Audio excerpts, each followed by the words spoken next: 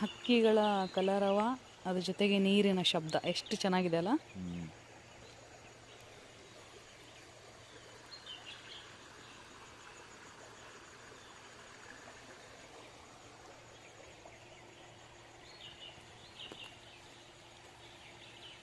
Wow, ತೋಟ. ನಮಸ್ಕಾರ. ಇವತ್ತು ನಮ್ಮದು 5ನೇ ದಿನ. ನಿನ್ನೆ ನನಗೆ 4ನೇ ದಿನದ ಅಷ್ಟು ವಿಡಿಯೋ ಮಾಡೋಕ್ಕಾಗಿಲ್ಲ, ಯಾಕಂದರೆ ನಾನು ಸ್ವಲ್ಪ ಟಯರ್ಡ್ ಫೀಲ್ ಆಗಿದ್ದೆ, ಸೊ ಅದಕ್ಕೆ ಮಾಡಲಿಲ್ಲ. ಇವತ್ತು 5th ಡೇ ನನಗೆ ಆಯಿಲ್ ಮಸಾಜು ಆಮೇಲೆ ಪತ್ರಪಿಂಡ ಸ್ವೇದ ಅಂತ ಹೇಳಿ, ಅದೇ ಗಂಟುಗಳದ್ದು ಶಾಖ ಕೊಡೋವಂಥದ್ದು ಇದೆ. ಆಮೇಲೆ ಅಂಡರ್ ವಾಟರ್ ಮಸಾಜ್ ಅಂತ ಅದು ಕೂಡ ಇದೆ. ಅದನ್ನು ನಾನು ಫೋಟೋಸ್ ಬೇಕಂದರೆ ನಿಮಗೆ ಕ್ಲಿಪ್ಗಳು ಹಾಕ್ತೀನಿ, ನೋಡ್ಕೋಬೋದು ಅಷ್ಟೇ. ಅದೆಲ್ಲ ವಿಡಿಯೋ ಮಾಡಿ ತೋರ್ಸೋಕ್ಕಾಗಲ್ಲ. ಆಮೇಲೆ ಸ್ನೇಹಿತರೆ, ಇನ್ನೊಂದು ಏನು ಹೇಳೋಕ್ಕೆ ಇಷ್ಟಪಡ್ತೀನಿ ಅಂದರೆ, ಇಲ್ಲಿ ಯಾವುದೇ ಟ್ರೀಟ್ಮೆಂಟ್ ಆಗಲಿ ಎಲ್ಲ ಕರೆಕ್ಟ್ ಟೈಮ್ಗೆ ಫಾಲೋ ಅಪ್ ಆಗುತ್ತೆ. ಹಿಂದಿನ ದಿನವೇ ನಮಗೆ ಏನೇನು ಟ್ರೀಟ್ಮೆಂಟ್ ಇರುತ್ತೆ ಅದೆಲ್ಲ ನಮಗೆ ಒಂದು ಲಿಸ್ಟ್ ಕೊಟ್ಬಿಡ್ತಾರೆ. ಅದ್ರ ತಕ್ಕಂಗೆ ಟ್ರೀಟ್ಮೆಂಟು ನಡೀತಾ ಹೋಗುತ್ತೆ. ಆಮೇಲೆ ಟೈಮಿಂಗ್ಸ್ ಕೂಡ ಫಾಲೋ ಅಪ್ ಆಗುತ್ತೆ. ಆಮೇಲೆ ಡಾಕ್ಟರ್ಸ್ಗಳು ಕೂಡ ಪ್ರತಿದಿನವೂ ಡಾಕ್ಟರ್ ಕನ್ಸಲ್ಟೇಷನ್ ಇರುತ್ತೆ.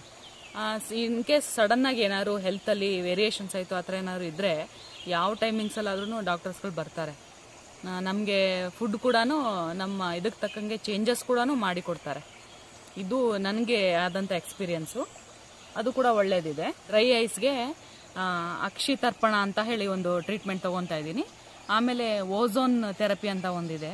ಅದು ಏನು ಇನ್ಸೋಮಿಯಾ ಇರೋರಿಗೆ, ನಿದ್ರಾಹೀನತೆ ಇರುತ್ತಲ್ಲ ಅಂಥವ್ರಿಗೆ, ಆಮೇಲೆ ತಲೆನೋವು, ಈ ಕಿವಿ ನೋವು, ಆಮೇಲೆ ವರ್ಟಿಗೋ ಆ ಥರ ಸಮಸ್ಯೆ ಇರೋರಿಗೆ ಓಝೋನ್ ಥೆರಪಿ ಅಂತ ಒಂದು ಎಕ್ಸ್ಟ್ರಾ ಇದಿದೆ.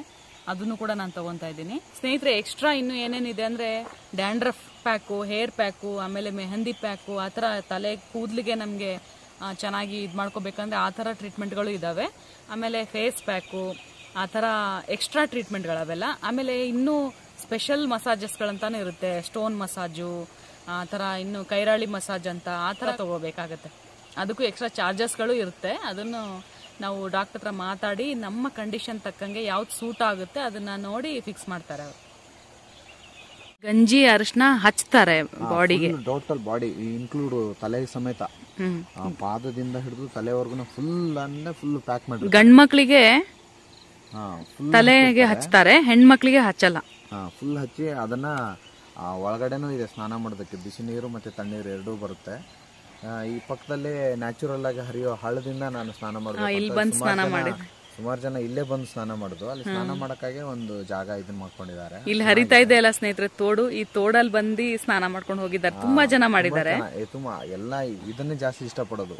ಯಾಕಂದ್ರೆ ಮಧ್ಯಾಹ್ನ ಟೈಮಲ್ಲಿ ಮಸಾಜ್ನ ಏನು ಅದನ್ನ ಹಚ್ಚೋದು, ಅರಿಶಿನ ಹಚ್ಚೋದು ಟೋಟಲ್ ಆಗಿ ಬಹಳ ಚೆನ್ನಾಗಿತ್ತು. ಇಲ್ಲಿ ಬಂದು ಒಳ್ಳೆ ಸ್ನಾನ ಮಾಡಿದ್ಮೇಲೆ ತುಂಬಾ ಫ್ರೆಶ್ ಅನಿಸ್ತು. ತುಂಬಾ ರಿಫ್ರೆಶ್ ಅನ್ಸುತ್ತೆ. ಬಹಳ ಚೆನ್ನಾಗಾಯ್ತು ಫೀಲ್. ಆಮೇಲೆ ಅಂಡರ್ ವಾಟರ್ ಮಸಾಜ್ ಬಗ್ಗೆ ಹೇಳಿ. ಅಂಡರ್ ವಾಟರ್ ಮಸಾಜ್ ಅಂತೂ ಅಮೇಝಿಂಗ್. ಯಾಕಂದ್ರೆ ಪೂರ್ತಿ ಬಾಡಿ ನಮ್ದು ವಾಟರಲ್ಲೇ ಇರುತ್ತೆ.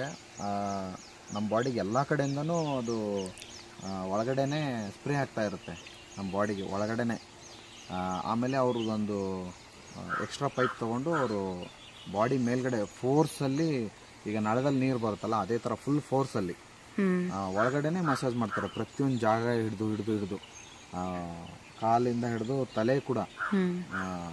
ಲೇಡೀಸ್ ಹೇಗೆ ಮಾಡ್ತಾರೋ ಗೊತ್ತಿಲ್ಲ, ಬಟ್ ನಮಗೆ ತಲೆ ಕೂಡ ಮಸಾಜ್ ಮಾಡ್ತಾರೆ. ಹೆಣ್ಮಕ್ಳಿಗೆ ತಲೆಗೆ ಮಾಡಲ್ಲ, ತಲೆ ಮೇಲೆ ಇರುತ್ತೆ, ಅಂದ್ರೆ ಬಾಡಿ ಫುಲ್ ಮಾಡ್ತಾರೆ. ನಮಗೆ ಪೂರ್ತಿ ನೀರಲ್ಲಿ ಮುಳುಗಿಸ್ಬಿಟ್ಟು ಫುಲ್ ಬಾಡಿ ತುಂಬಾ ಚೆನ್ನಾಗಿ ಅಂಡರ್ ವಾಟರ್ ಮಸಾಜ್ ಮಾಡಿ ಬಂದ್ಮೇಲೆ ಬಾಡಿ ಎಷ್ಟು ರಿಲೀಫ್ ಆಯ್ತು ಅಂದ್ರೆ ಎಲ್ಲರೂ ಇಲ್ಲಿಗೆ ಬಂದಿರೋರು ಎಲ್ಲರೂ ಭಾಳ ಇಷ್ಟಪಡೋದು ಯಾವ್ಯಾವ ಮಸಾಜ್ಗಳು ಅಂದರೆ ಫುಲ್ ಬಾಡಿ ಆಯಿಲ್ ಮಸಾಜು, ಅದಾದಮೇಲೆ ಅಂಡರ್ ವಾಟರ್ ಮಸಾಜು, ಹೀಗೆ ಕೆಲವೊಂದು ಮಸಾಜ್ಗಳಿದಾವೆ ಅವನ್ನೆಲ್ಲ ತುಂಬಾ ಇಷ್ಟಪಡ್ತಾರೆ.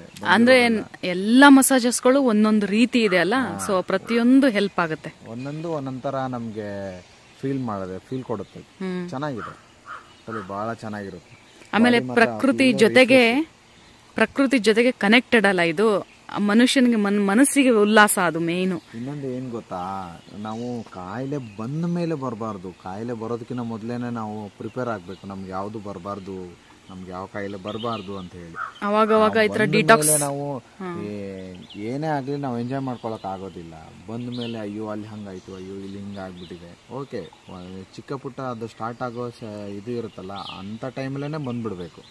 ಬಂದು ನಮ್ಮ ಬಾಡಿನ ನಾವು ರೆಡಿ ಮಾಡ್ಕೋಬೇಕು. ಈ ಆಸ್ಪತ್ರೆಗಳಿಗೆ ಹೋಗಿ ಸಾವಿರಗಟ್ಟಲೆ ಲಕ್ಷಗಟ್ಟಲೆ ದುಡ್ಡುಗಳನ್ನು ಅಲ್ಲಿ ಸುರಿಯೋದಕ್ಕಿಂತ ನಮ್ಮ ಬಾಡಿನ ನಾವೇ ಚೆನ್ನಾಗಿ ಇಟ್ಕೊಂಡು ಒಳ್ಳೆ ವಾತಾವರಣದಲ್ಲಿ ಈ ನೇಚರ್ ಜೊತೆ ಕನೆಕ್ಟ್ ಆಗ್ತಾ ಇದೀವಿ ನಾವು. ಈ ನೇಚರ್ ಇದೆಯಲ್ಲ ಮೇನ್ ಇಲ್ಲಿ ಪ್ಲಸ್ ಪಾಯಿಂಟು, ಈ ನೇಚರ್ ಜೊತೆ ಕನೆಕ್ಟ್ ಆಗ್ತಾ ಇದೀವಿ. ಆ ಬಿಸಿಲಾಗಲಿ ಗಾಳಿ ಆಗಲಿ, ಈ ಥರ ಒಳ್ಳೆ ಗಾಳಿ ಬೆಂಗಳೂರಲ್ಲಾಗಲಿ, ಒಟ್ಟಲ್ಲಿ ಬೆಂಗಳೂರು ಅಂತಲ್ಲ ಯಾವುದೇ ಸಿಟಿಗಳಲ್ಲಿ ಸಿಗೋದಿಲ್ಲ. ಬರೀ ಪೊಲ್ಯೂಷನ್ನು, ಸೌಂಡ್ ಪೊಲ್ಯೂಷನ್ನು, ವಾಯ್ಸ್ ಏನೇನು ಅಲ್ಲಿರೋ. ಇಲ್ಲಿ ಮಾತ್ರ ಎಷ್ಟು ಒಂಥರ ಚೆನ್ನಾಗಿದೆ, ಮಾತ್ರ ಭಾಳ ಇಷ್ಟ ಆಗುತ್ತೆ. 10 days ಈಗ ಆಲ್ರೆಡಿ ನಮ್ಮ 4 days ಕಳೆದೋಗಿದೆ. ಹೆಂಗೋಯ್ತು ಅಂತ ಡೇ ಇವತ್ತು ಹೇಗ್ 5th ಡೇ ಕಾಲಿಟ್ವಿ ಅನ್ನೋದೇ ಗೊತ್ತಾಗ್ತಾ ಇಲ್ಲ. ಇವತ್ತಾಗ್ಲೇ 5ನೇ ದಿನ, ಹೆಂಗ್ ಬಂತು 5ನೇ ದಿನ ಅಂತಾನೆ ಗೊತ್ತಾಗ. ಅಯ್ಯೋ ಇನ್ನು 5 ದಿನ ಅಲ್ಲ ಕಳೆದೋಗುತ್ತಲ್ಲ ಅನ್ನೋ ತರ ಅನಿಸ್ತಾ ಇದೆ. ಇನ್ ಕೆಲವೊಬ್ರು ಇದಾರೆ ಫೀಲ್ ಮಾಡ್ಕೋತಾರೆ, ಅಯ್ಯೋ ಇನ್ನೂ 5 ದಿನ ಇರ್ಬೇಕಾ ಅಂತ. ಬಟ್ ಯಾಕಂದ್ರೆ ಅವ್ರಿಗೆ ಊರ್ ಕಡೆ ಜಾಸ್ತಿ ಗಮನ ಇರೋರು, ಅಷ್ಟು ಗಮನ ಇರಬಾರ್ದು. ಯಾಕಂದ್ರೆ ನಮಗೆ ಅಂತ ನಾವು ಒಂದು ಟೈಮನ್ನ ಕೊಡಬೇಕು.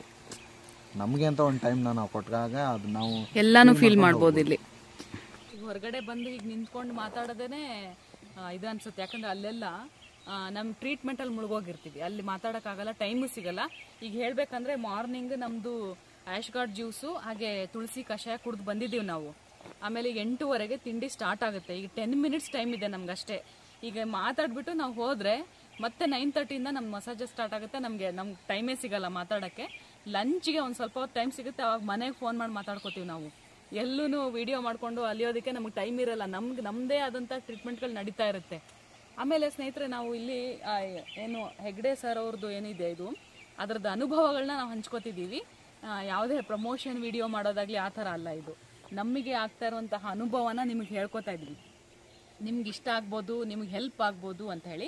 ಇನ್ನೊಂದು ನಾನು ಹೇಳಕ್ಕೆ ಇಷ್ಟಪಡ್ತೀನಿ, ಒಬ್ಬರದ್ದು ಎಕ್ಸ್ಪೀರಿಯೆನ್ಸು 2 sharing 3 sharing ಅಲ್ಲಿ ಆ ಥರ ಇರ್ತಾರಲ್ಲ, ಜೊತೆಲಿದ್ದವರು ಚೆನ್ನಾಗಿ ಹೊಂದ್ಕೊಂಡಿಲ್ಲ ಅಂದರೆ ಸ್ನೇಹಿತರೆ ಅವ್ರಿಗೆ ತುಂಬ ಕಷ್ಟ ಅನಿಸುತ್ತೆ. ಆ ಥರ ಕಷ್ಟ ಆಗುತ್ತೆ. ನಾವು ಜನರಲಲ್ಲಿ ಇರೋದ್ರಿಂದ ಏನಾಗುತ್ತೆ, ಒಬ್ಬರಲ್ಲ ಇನ್ನೊಬ್ಬರು ನಮಗೆ ಹೊಂದ್ಕೊತಾರೆ, ಚೆನ್ನಾಗಿರುತ್ತೆ. ಎಲ್ಲ ಕಡೆನೂ ಒಳ್ಳೆ ಫೆಸಿಲಿಟಿ ಇರುತ್ತೆ. ವಾಶ್ರೂಮ್ ಆಗಲಿ, ಕ್ಲೀನಿಂಗ್ ಆಗಲಿ, ನಮ್ಮ ಬೆಡ್ಶೀಟ್ ಚೇಂಜ್ ಮಾಡೋದಾಗಲಿ, ಪ್ರತಿಯೊಂದು ಅಲ್ಲಿ ಯಾವುದು ಈ ಥರ ಫಾಲ್ಟ್ ಆಗ್ತಾ ಇದೆ ಅನ್ನೋ ಥರನೇ ಇಲ್ಲ ಸ್ನೇಹಿತರೆ. ಎಲ್ಲ ಅಪ್ ಟು ಡೇಟ್ ಆಗ್ತಾ ಹೋಗ್ತಾ ಇರುತ್ತೆ. ಅದೊಂದು ತುಂಬ ಒಳ್ಳೆ ಇದಿದೆ ಅಂತಲೇ ಹೇಳ್ಬೋದು. ಆಮೇಲೆ ಎಲ್ಲೂ ಕೂಡ ಒಂದು ನೀರಿನ ಪ್ರಮಾಣ ಕಮ್ಮಿ ಆಯಿತು, ಅದಕ್ಕೆ ಕಮ್ಮಿ ಆಯಿತು ಅನ್ನೋ ಒಂದು ವರ್ಡೇ ಇಲ್ಲ ಇಲ್ಲಿ. ಅಷ್ಟು ಚೆನ್ನಾಗಿದೆ, ನೀಟಾಗಿದೆ ಅಂತ ಹೇಳ್ಬೋದು.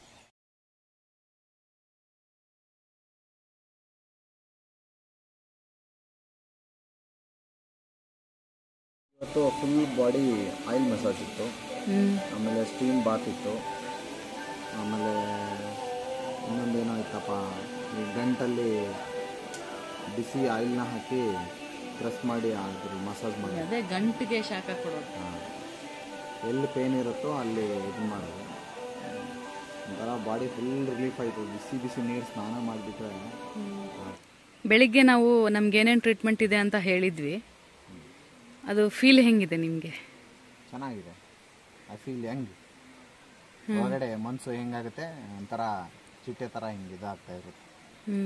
ಅಂದರೆ ಎಂಜಾಯ್ ಮಾಡಿಕೊಂಡು, ಅದು ಟ್ರೀಟ್ಮೆಂಟ್ ಅಲ್ಲ, ಆ ಥರ ನಾವು ತೊಗೋಬೇಕು ಅದನ್ನು. ನಮಗೆ ಚೆನ್ನಾಗಿತ್ತು. ಬೆಳಗ್ಗೆ ಕ್ರಿಯಾಸ್ ಇರುತ್ತೆ, ಅದಾದಮೇಲೆ ಫುಲ್ ಬಾಡಿ ಮಸಾಜು, ಆಮೇಲೆ ಪತ್ರಪಿಂಡ ಸ್ವೇದ, ಸ್ಟೀಮ್ ರೂಮು, ಆಮೇಲೆ ಅಕ್ಯುಪಂಚರು. ಸ್ಟೀಮ್ ರೂಮ್ ಬೇರೆ, ಸ್ಟೀಮ್ ಬಾತ್ ಬೇರೆ. ಸ್ಟೀಮ್ ರೂಮಲ್ಲಿ ಸ್ಟೀಮ್ ರೂಮ್ ಅಂದ್ರೆ ಸ್ಟೀಮ್ ರೂಮಲ್ಲಿ ಕೂರಿಸ್ತಾರೆ. ಸ್ಟೀಮ್ ಬಾತ್ ಅಂದ್ರೆ ಅದು ಬಾಕ್ಸ್ ಟೈಪ್ ಅಲ್ಲಿ ಇರುತ್ತೆ, ಅದ್ರೊಳಗಡೆ ನಾವು ಕುತ್ಕೋಬೇಕಾಗತ್ತೆ. ಅದೊಂಥರ ಒಂದು 80% ಬಾತ್ ಆದಂಗೆ ಆಗುತ್ತೆ.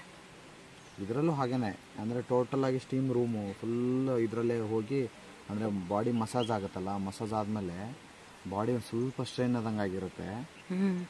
ಸ್ಟ್ರೈನ್ ಆದಂಗೆ ಆಗಿರೋದ್ರಿಂದ ಅದರಲ್ಲಿ ಹೋಗಿ ಕುತ್ಕೊಂಡಾಗ ಬೆವರು ಎಷ್ಟು ರಂಧ್ರಗಳಿದಾವೋ ಅಷ್ಟು ಇದರಿಂದ, ಈ ಕೂದಲಲ್ಲಿರೋ ರಂಧ್ರಗಳಿದಾವಲ್ಲ ಅಷ್ಟು ಇದರಿಂದನೂ ಬರ್ತದೆ ಬೆವರು ಆಚೆ.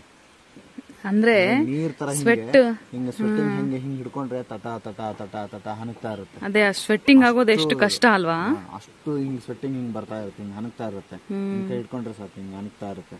ಅಂದ್ರೆ 15 ಮಿನಿಟ್ ಇವರ್ ಅಂದರೆ ನಿಮ್ಮ ಕೆಪಾಸಿಟಿ ಮೇಲೆ ಅವ್ರು ಟೈಮ್ ಸೆಟ್ ಮಾಡ್ಕೊಡ್ತಾರೆ. 10 ನಿಮಿಷ, 12 ನಿಮಿಷ, 15 ನಿಮಿಷ.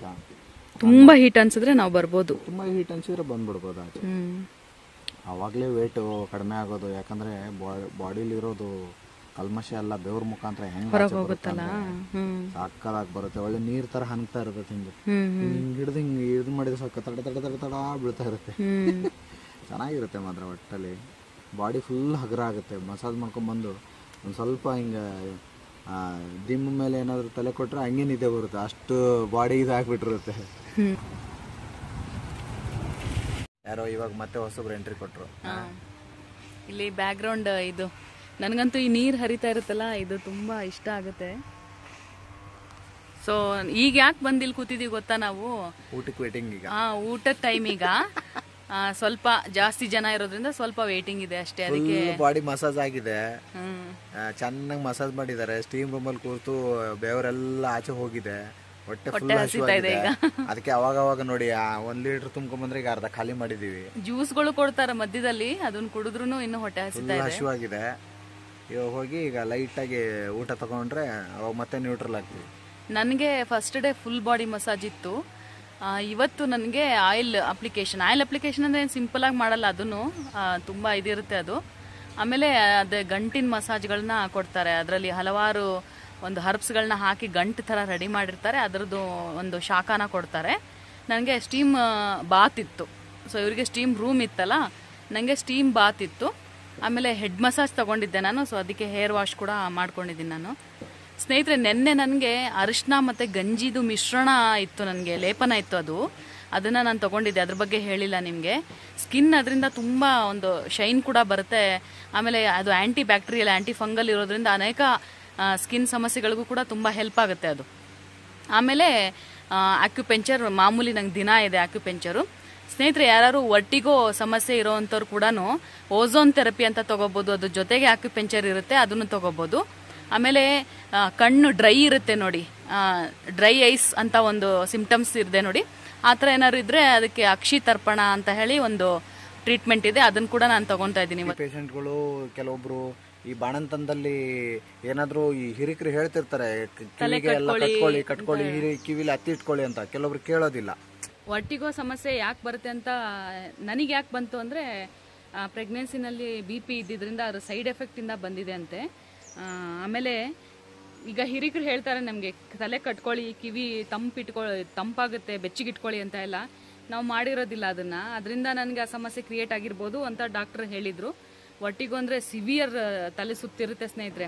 ಸೊ ಅದಕ್ಕೆ ಓಝೋನ್ ಥೆರಪಿ ಅಂತ ತಗೊತಾ ಇದ್ದೀನಿ ನಾನು. ಅದು ಆರಾಮಾಗುತ್ತೆ ಅಂತ ಹೇಳಿದ್ದಾರೆ. ಆ್ಯಕ್ಚುಲಿ ನಂಗೆ ಇವತ್ತು ಸ್ವಲ್ಪ 80% ಆರಾಮಾಗಿದೆ, ಇನ್ನೊಂದು ಸ್ವಲ್ಪ ತಗೋಬೇಕು. ಅದ್ರ ಜೊತೆಗೆ ಓಝೋನ್ ಥೆರಪಿನೂ ತಗೋಬೇಕು. ಕಿವಿಲಿ ಗುಯಿ ಅಂತ ಸೌಂಡ್ ಬರ್ತಾ ಇರುತ್ತೆ ನಮಗೆ. ಈಗ ಸೈಲೆಂಟಾಗಿ ನಾವು ಇದ್ದಾಗ ಏನಾಗುತ್ತೆ, ನಮಗೆ ಏನೋ ಸೌಂಡ್ ಬರ್ತಾ ಇದೆ ಗುಯಿ ಅಂತ ಗೊತ್ತಾಗುತ್ತೆ. ಅದು ವರ್ಟಿಗೋದು ಸಿಂಪ್ಟಮ್ಸ್ ಸ್ನೇಹಿತರೆ. ಅದ್ರ ಜೊತೆಗೆ ತಲೆನ ನೀವು ಹೇಗೆ ಶೇಕ್ ಮಾಡಿದ್ರು ತಲೆ ಸುತ್ತ ಬರುತ್ತೆ ಸ್ನೇಹಿತರೆ. ವರ್ಟಿಗೋ ಅನ್ನೋದು ನ್ಯೂರಲಾಜಿಕಲ್ ಡಿಸಾರ್ಡರ್. ಅದು ನೀವು ನ್ಯೂರಲಾಜಿಸ್ಟ್ ಹತ್ರ ಹೋಗಿ ಚೆಕ್ ಮಾಡಿಸಿದ್ರೆ ಪಕ್ಕ ಕಂಡುಹಿಡಿತಾರೆ. ಆಮೇಲೆ ENT ಡಾಕ್ಟರ್ಸ್ ಇರ್ತಾರಲ್ಲ, ಅವ್ರು ಕೂಡ ಅದನ್ನು ಕಂಡುಹಿಡಿತಾರೆ. ಇನ್ ಕೇಸ್ ಗೊತ್ತಾಗ್ತಾನೆ ಇಲ್ಲ ಅಂದ್ರೂ ನ್ಯಾಚುರೋಪತಿಲಿ ಅದಕ್ಕೆ ಟ್ರೀಟ್ಮೆಂಟ್ ಇದೆ ಅಂತಾನೆ ಹೇಳ್ಬೋದು.